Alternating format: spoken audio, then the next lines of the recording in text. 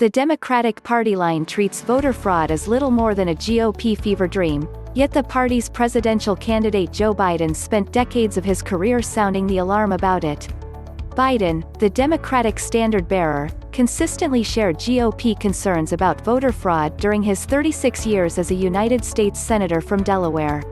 Should voters be allowed to register on Election Day? No, Biden wrote in an op-ed to a now-defunct Wilmington, Delaware newspaper in 1977. He even chided President Carter for proposing it. A reservation I have, and one that is apparently shared by some of the top officials within the Department of Justice, is that the president's proposal could lead to a serious increase in vote fraud, Biden wrote. He has since reversed course. In an internet conversation with 2020 running mate Senator Kamala Harris this month, Biden said, "When you and I get elected, God willing, we're going to push hard to make voting, Election Day, a national holiday so people don't have to take off work.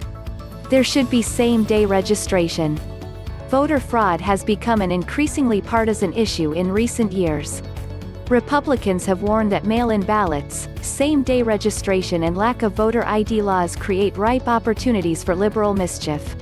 Democrats counter that efforts to curb those things are part of a larger plot by the GOP to suppress voting from poor and minority communities, core Democratic constituencies.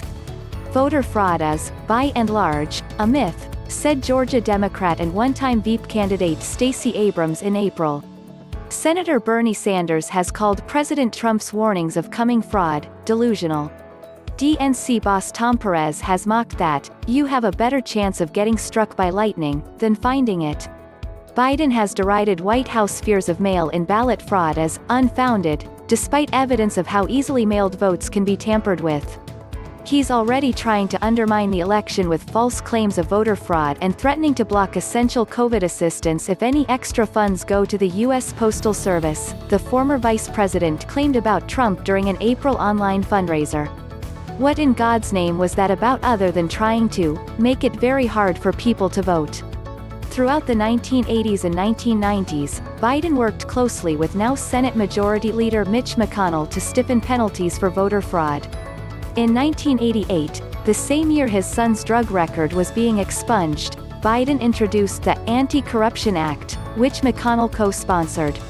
The bill would have enacted penalties for anyone who deprived anyone of a fair and impartially conducted election process through the use of fraudulent ballots or voter registration forms or the filing of fraudulent campaign reports. Biden and McConnell tried again in 1989. Strom Thurmond was also a co-sponsor of the bill.